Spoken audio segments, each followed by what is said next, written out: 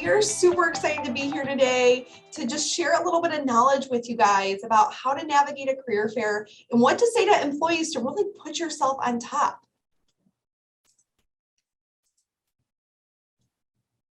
Okay, so we're going to dig in a little bit today on really focus areas that everyone should really dig deep into. So not only being prepared for the career fairs, but finding those ways to make an impact. And on top of that, those things that you can do after the fact by really connecting with those employers. So preparation is key, as we all know. I'm sure your family has told you, you must prep in order to be successful. So there's things that you can do to set yourself up before the career fair to ensure that when you go in there, you're executing to the best of your ability. So what we recommend is you to research the companies that you will be approaching. Create your resume. Your resume is something that really highlights the skills that you have. And you can also kind of gear them to the different companies that you are going to see. You want to make sure that you're dressing for success. And lastly, you want to make sure you update your LinkedIn, or if you don't have one, you want to make sure that you create one. Absolutely. And everybody always asks the question, what do you bring? What is too much? What is too little? So what we like to say is, prepare yourself and make an impact by really bringing those resumes and enough for each employer that you've done research for. We even say sometimes bring a little bit extra. You never really know, what might be at the career fair. There might be somebody that you initially didn't think to research into, or maybe didn't think that it aligned with your major, but after maybe further deliberation, you might have time to speak with more employers than you initially thought. So please bring one resume for each employer that you plan to speak with. And, you don't want to approach empty-handed. I think that might be, one of the absolute worst things that a candidate can do, because it only lessens your chance for someone to remember you. So, bring that extra 5. I think that'll, hold you over. A Padfolio or a folder to carry those resumes so they're nice and crisp when you give them to employers.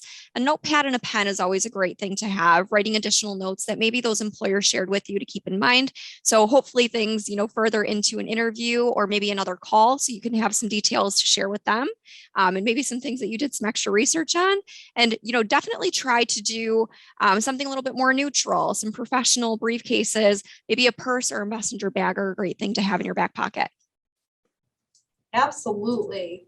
So how do you dress for success? This is one of the questions that I remember I even wanted to know when I was starting my search at a career fair. So one quote that I absolutely love is, "You never get a second chance to make a first impression," by Will Rogers. So consider the career fair that you're attending, and ask career services or a staff member for advice if you're unclear what the dress code is. But I always like to say it's always better to appear professional than non-professional. So make sure that your first impression is something you're wearing, something that you feel good in, but it's also professional. So we recommend wearing, a suit or business casual attire. So that's a nice shirt, tie, a blouse, pants, skirts. They can both be appropriate for either scenario. And I always say, I'd always love to be overdressed than underdressed. Sometimes people worry that, hey, dress clothes are really expensive. There are so many places that you can find great dress clothes for a low price.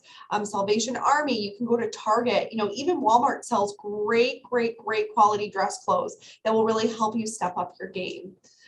And then here is a couple little inspiration here, and a story to go along with the dress code that I always like to say you should have during a job fair. So I saw on LinkedIn that this guy, he was applying for a role, and he really wanted to get into this one specific company. So he'd been working with them for many years, networking, and finally one day he gets a call from one of the managers and says, "Meet me at the beach.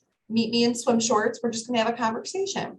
Well, he saw this as an opportunity to really shine. So he showed up at the beach in like 100-degree weather in a suit and tie. His competitor, who also they were looking at for the job, showed up in swim trunks and a t-shirt.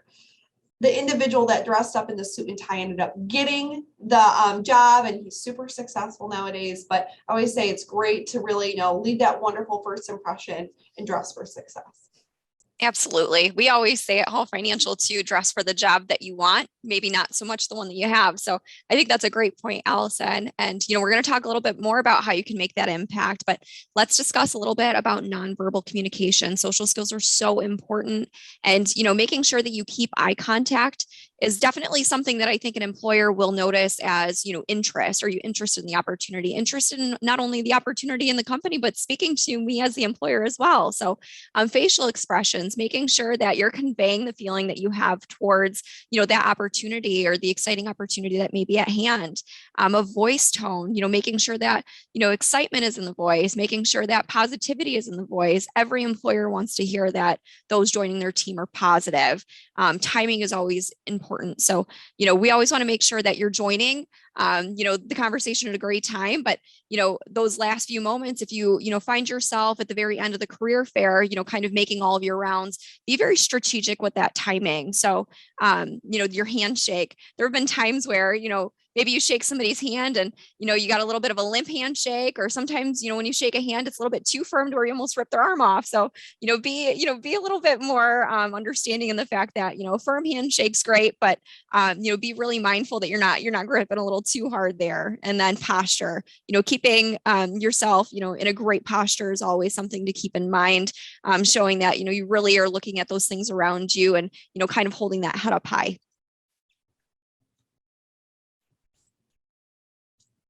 Speak with confidence. So confidence is the key to success. And not all of us, have the confidence that we hope we have, but I truly believe that you can grow your confidence every single day. But there are some questions that you can ask, at the career fair. And this is just a starter for you that can really, help you stand out from the crowd. So some great questions I love when, candidates ask me is, what are the characteristics of your most successful people? This is going to open up a whole area for conversation, and you can talk about their team members. Another great question: what kind of skills and experience do you look for in employees you hire? Great to figure out, what do they look for? Do I embody these qualities? You can really sell yourself with this question. Another one is, what have you seen in your most recent hires that have made them successful? Another great opportunity to showcase yourself and say, hey, I could be that next hire.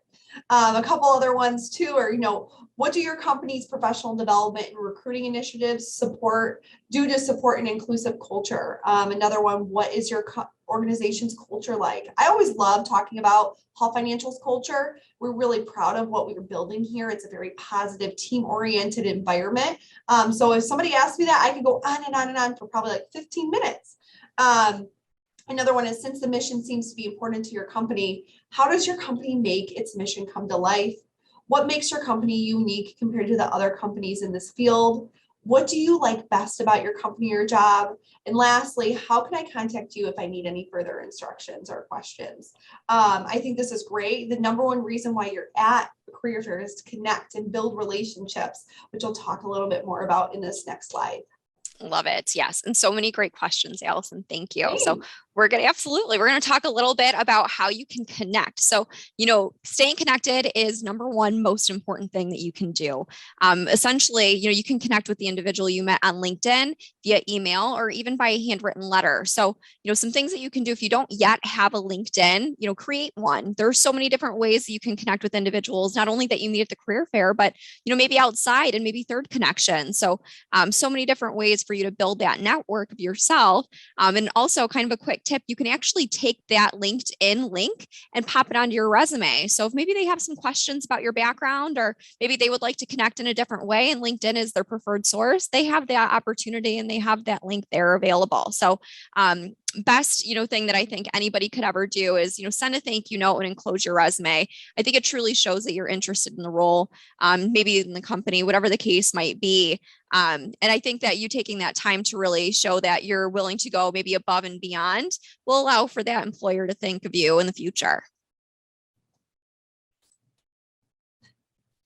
Thank you all for taking the time to chat with us today. We love sharing our insight and what we can do to better help you perform at the career fair.